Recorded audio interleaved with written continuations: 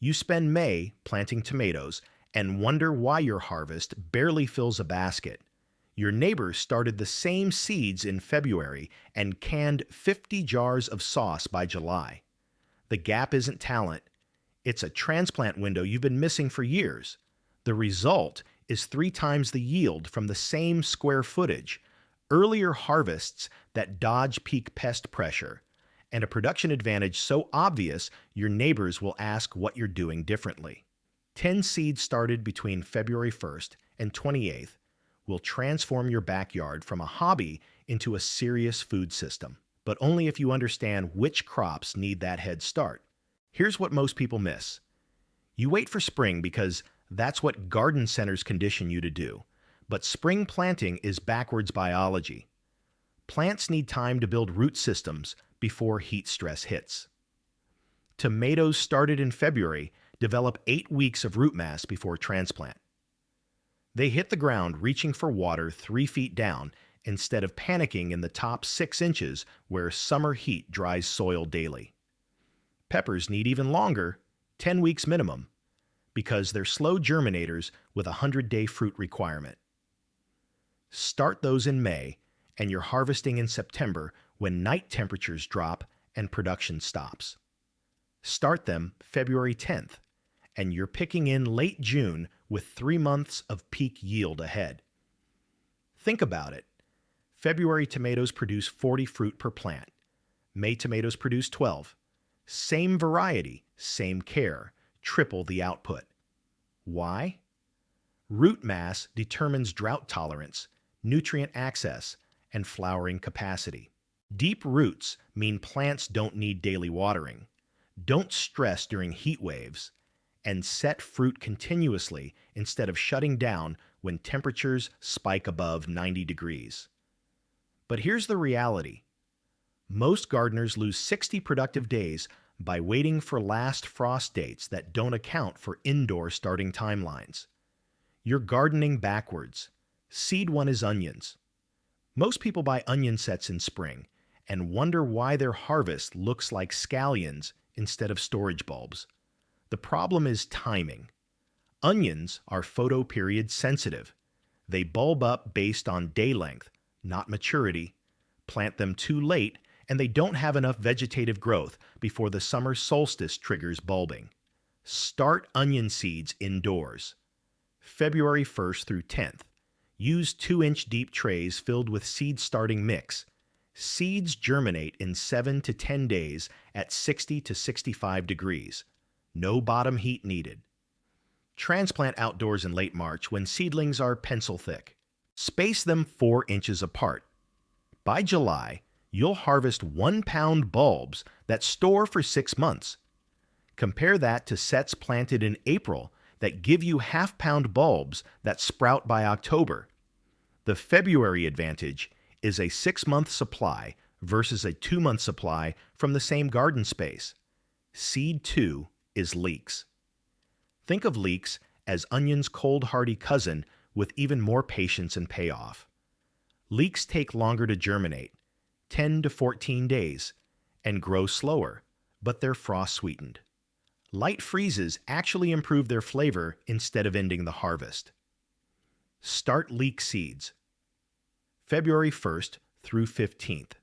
Transplant in mid-April when seedlings are 6 to 8 inches tall. Plant leeks in 6-inch deep trenches and gradually fill in soil around stems as they grow. This blanching process creates the long white shanks you see in stores. Harvest starts in fall and continues through winter because leeks tolerate hard frosts. One 50-square-foot bed produces 30 to 40 leeks, worth $3 to $4 each. That's a $100 return from 10 cents worth of seeds started in February. Seed 3 is peppers, and this is where February timing becomes non-negotiable. Peppers need 70 to 80 degrees to germinate, which takes 7 to 14 days, even with bottom heat. Then they need 8 to 10 weeks of indoor growth before transplant, and another 70 to 90 days after transplant to first fruit. Start peppers, February 10th through 20th, and you transplant in late May with 10-week-old plants already forming flower buds. First peppers ripen in late June. Production continues through October because plants established early have the root mass to handle heat stress and keep flowering. February. Started peppers produce 15 to 20 fruit per plant. May started peppers produce 4 to 6. You're not just tripling output, you're extending your harvest window by 8 weeks on both ends. Use bottom heat. Plant seeds 1/4 inch deep. Keep mix consistently moist. Move seedlings to bright light once emerged. Feed with diluted fertilizer every 2 weeks. Harden off 6 weeks before last frost. Transplant in late May when soil holds steady above 60 degrees. Seed 4 is tomatoes. And this is where February timing separates hobby gardeners from people who actually feed themselves from their land. Tomatoes need 75 to 90 days from transplant to first fruit. Plant a garden center transplant in May, and you're harvesting in August when heat stress shuts down flowering.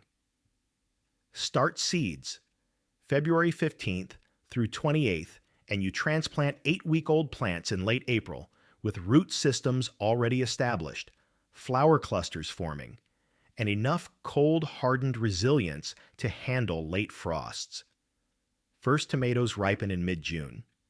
Production peaks in July and continues through September. Here's what garden centers won't tell you.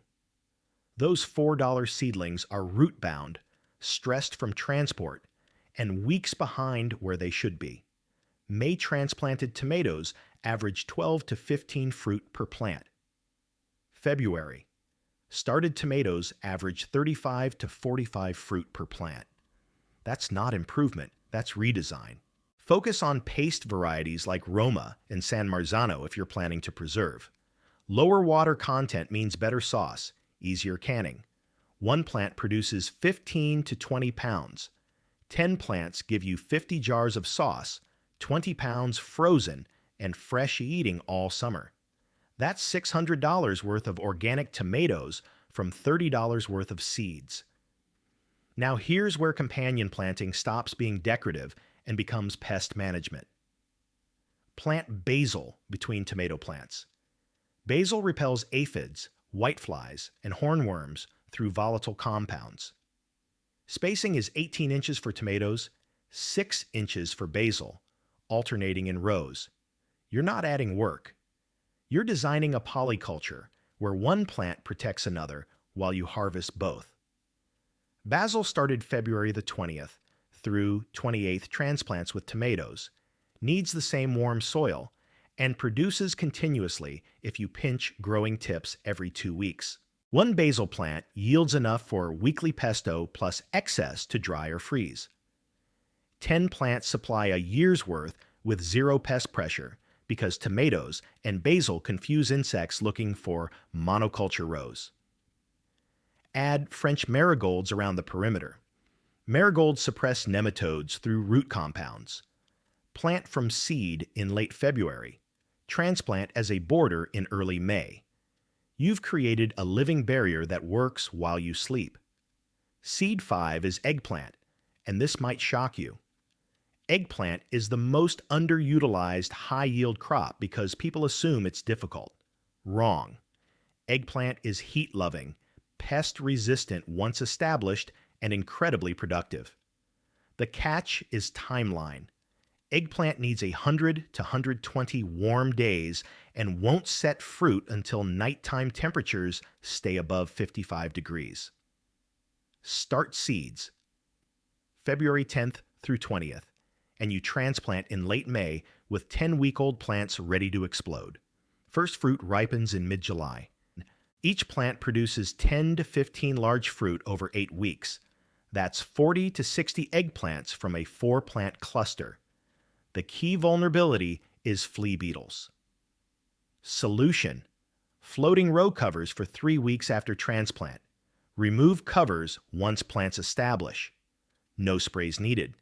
Just a physical barrier during the vulnerable window. Seed 6 is brassicas, cabbage, broccoli, kale, and this is where rotation creates a closed nutrient loop. Brassicas are heavy nitrogen feeders. Most gardeners dump synthetic fertilizer, which kills soil biology. The smarter approach is to plant brassicas where legumes grew the previous year, because legumes fix atmospheric nitrogen through root nodules. But here's the February advantage. Brassicas are cold hardy and can transplant in late March. Start seeds February 1st through 15th. Germination takes 5 to 7 days at 60 to 65 degrees.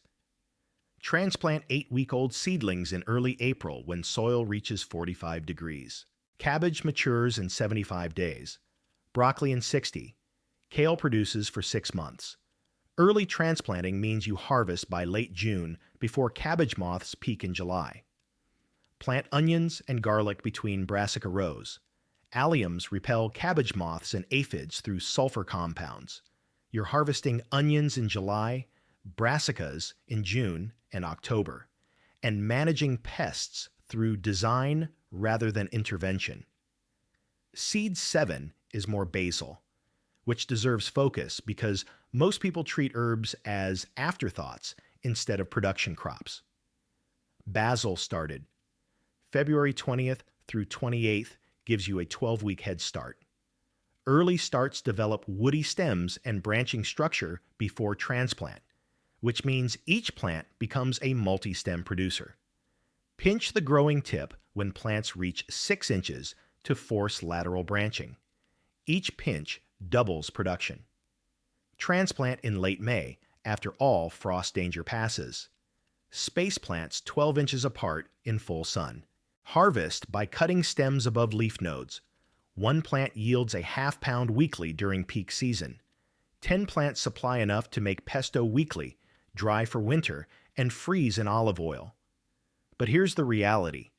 Basil attracts beneficial insects, parasitic wasps, hoverflies, lacewings that prey on aphids and caterpillars. You're deploying a biological control agent that works continuously without intervention. That's the difference between fighting your garden and managing an ecosystem that regulates itself. Seed 8 is lettuce and salad greens. And here's where succession planting becomes non-negotiable. Most people plant lettuce once in spring, harvest for 3 weeks, watch it bolt, then wonder why their salad supply disappeared. You're doing it backwards. Succession starts every 2 weeks from February 1st through April 15th. Each planting matures in 45 to 60 days, giving you overlapping harvests from May through October. Start seeds in cell packs. Germination takes 4 to 7 days at 55 to 65 degrees. Transplant at 4 weeks. Space plants 6 inches apart. Harvest by cutting outer leaves continuously. Never pull entire plants. This cut and come again method extends production for 8 to 10 weeks per planting. But here's where it gets interesting. Lettuce grows fast and shallow-rooted, making it ideal living mulch under taller crops. Plant lettuce between tomato rows, and you're shading soil, conserving moisture, and harvesting 2 crops from the same square footage. By late June, when lettuce bolts from heat, tomato canopy has expanded to shade soil naturally. You've used lettuce as temporary living mulch that fed you while doing ecological work. Seed 9 is beets or radishes, your soil-loosening, dual harvest, fast-maturing gap crops. Root crops planted in succession break up compacted soil, mine deep nutrients, and give you 2 harvests per plant, greens and roots. Beets started February 15th through 28th mature in 55 to 70 days. The greens are edible from thinning at 3 weeks. The roots reach full size by early summer and store for months. Radishes are faster, 25 to 30 days from seed to harvest, making them perfect gap fillers. Plant radishes every 3 weeks from February through April for continuous harvest. April through July. Here's the reality. Taproots break through compacted layers and create channels for water infiltration. When you pull a beet or radish, that hole becomes a pathway for subsequent crops' roots. You're improving soil structure with every planting. Space beets 4 inches apart, radishes 2 inches. Leave a few beets to overwinter, and they'll produce seed stalks in spring. That's your seed-saving crop for next year at zero cost. Seed 10 is peas. Peas are both cold-hardy and nitrogen-fixing. They can handle frost, and they improve soil while growing. In Zone 7 and warmer, direct sow outdoors in late February. In colder zones, start seeds indoors February 1st through 10th and transplant in late March. Peas germinate in 7 to 14 days at 40 to 60 degrees. They prefer cool soil. Plant along a trellis in double rows. Spacing is 2 inches. First harvest comes in May, 60 to 70 days after planting. February starts give you an 8-week harvest window before heat shuts them down at 75 degrees. Then here's the system closure. Once peas finish in late June, cut plants at soil level but leave roots in the ground. Those roots contain nitrogen nodules that release into soil as they decompose. Plant tomatoes or peppers in the same spot immediately. You've just fed your summer crops with a biological nitrogen source instead of buying fertilizer. One trellis section produces 15 to 20 pounds of peas worth $40 to $60. You're harvesting from vertical space that would otherwise grow nothing. Now preservation strategy, because growing is half the system. 10 seeds started in February create harvest flow from May through October. For tomatoes, can paste varieties as sauce. 50 pounds yields 20 quarts worth $80. Shelf life is 2 years. For peppers, freeze them whole after removing seeds. 40 peppers fill 2-gallon bags and supply 8 months of cooking. For brassicas, ferment cabbage into sauerkraut. Cabbage plus salt plus thyme. For greens, blanch 2 minutes, shock in ice water, squeeze dry, freeze in portions. For onions and garlic, cure 2 weeks then store in mesh bags. Properly cured onions last 6 months. For herbs, dry by hanging bundles or freeze in olive oil in ice cube trays.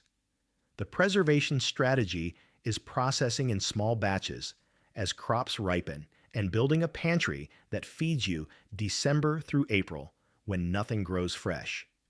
Here's how this scales. Year 1, focus on 5 seeds: tomatoes, peppers, onions, greens, basil.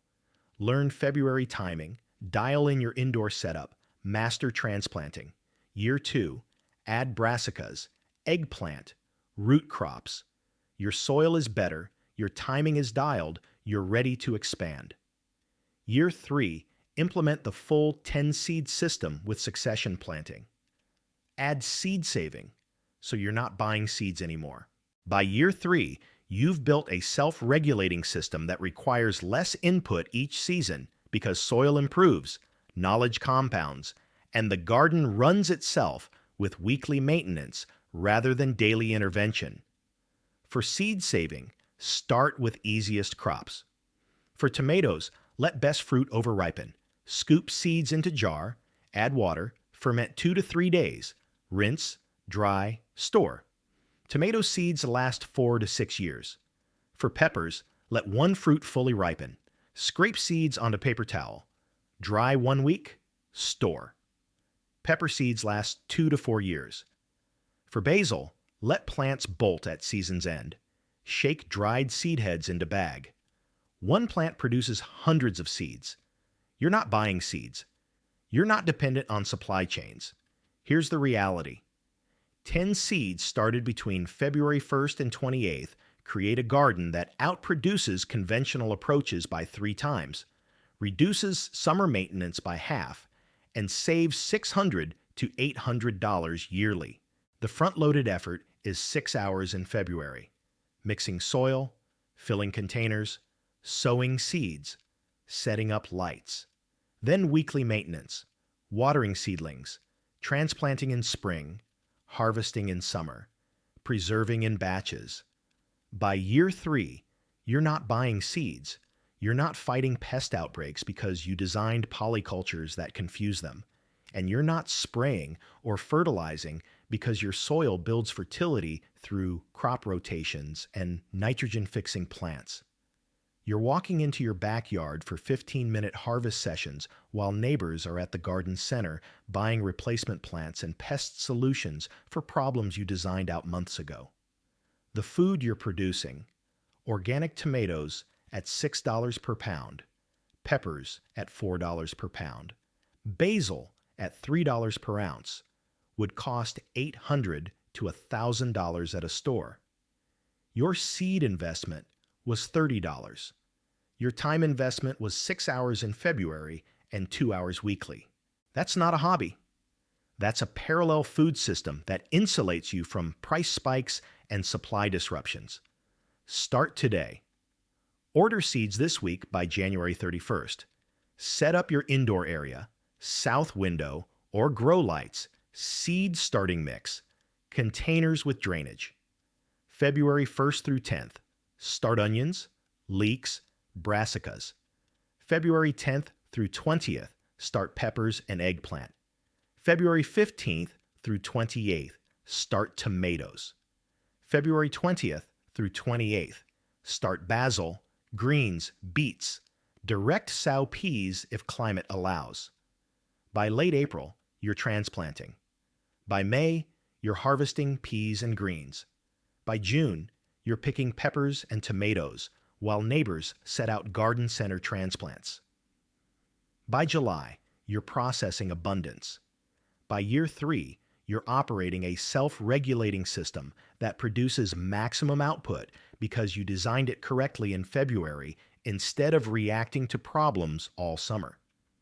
February isn't early, it's optimal. The window is closing. Start now or spend another year wondering why your garden underperforms while watching grocery bills climb and weekends disappear into maintenance you could have designed out from the beginning.